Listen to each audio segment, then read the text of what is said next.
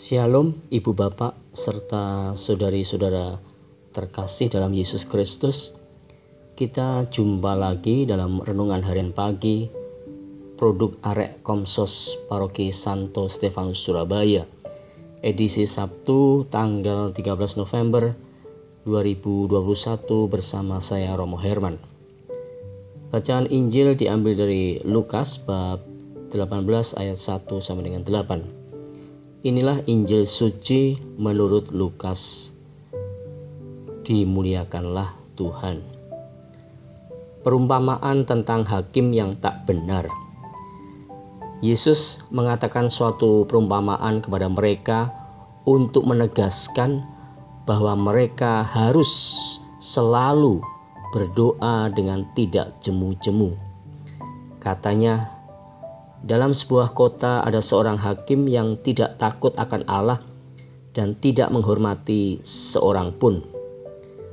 Dan di kota itu ada seorang janda yang selalu datang kepada hakim itu dan berkata, "Belalah hakku terhadap lawanku."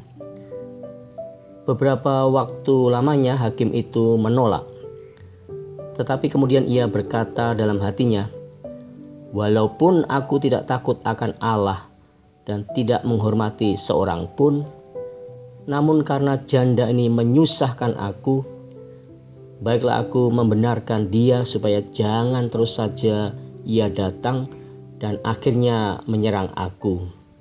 Kata Tuhan, "Camkanlah apa yang dikatakan hakim yang lalim itu. Tidakkah Allah akan membenarkan orang-orang pilihannya yang siang malam berseru kepadanya? Dan adakah ia mengulur waktu sebelum menolong mereka? Aku berkata kepadamu, ia akan segera membenarkan mereka. Akan tetapi, jika Anak Manusia itu datang, adakah ia mendapati iman di bumi?" Demikianlah sabda Tuhan. Terpujilah Kristus.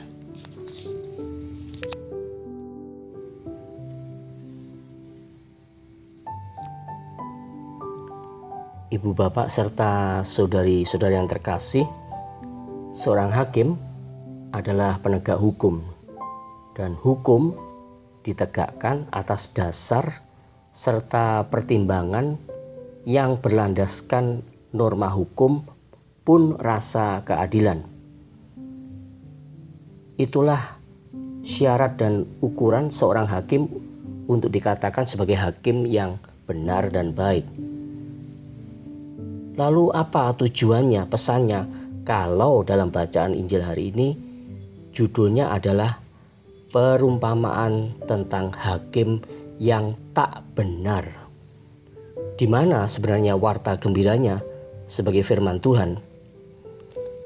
Ibu bapak serta saudari-saudari yang terkasih, sudah jelas dari awal bahwa maksud dan tujuan perumpamaan yang dikatakan oleh Yesus dalam Lukas bab 18 ayat 1 sampai dengan 8 adalah untuk menegaskan bahwa jangan jemu-jemu untuk berdoa dan mesti senantiasa berdoa.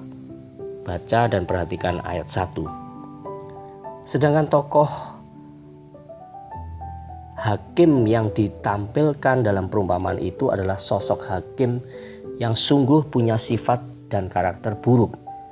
Seorang hakim lalim, juga tidak menghormati siapapun, bahkan tidak takut dengan Allah, bisa jadi untuk menarik perhatian para pendengar supaya para pendengar memikirkan kisah perumpamaan tersebut. Sungguh pun demikian, dari tokoh kontroversial hakim tersebut perlu dicatat bahwa pada akhirnya hakim tegar tengkuk tersebut membenarkan, dapat diartikan juga membela atau juga mengabulkan permintaan janda itu. Dari sini para pendengar bisa menyimpulkan sendiri bahwa kalau hakim yang seperti itu saja pada akhirnya sepakat untuk mendengar, mengabulkan permintaan si janda, apalagi Allah. Tolong dibaca dengan seksama ayat 7.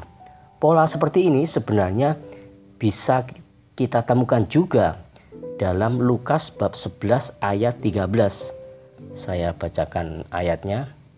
Jadi jika kamu yang jahat tahu memberi pemberian yang baik kepada anak-anakmu, apalagi Bapamu yang di surga, Ia akan memberikan Roh Kudus kepada mereka yang meminta kepadanya.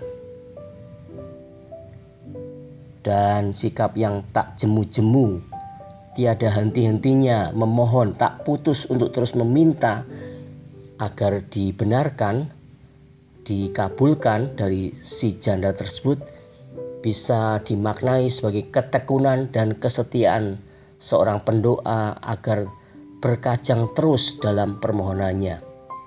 Ini mengingatkan kita pada Ibunda Santo Agustinus, yakni Santa Monica, yang dikisahkan berdoa selama 30 tahun untuk pertobatan putranya.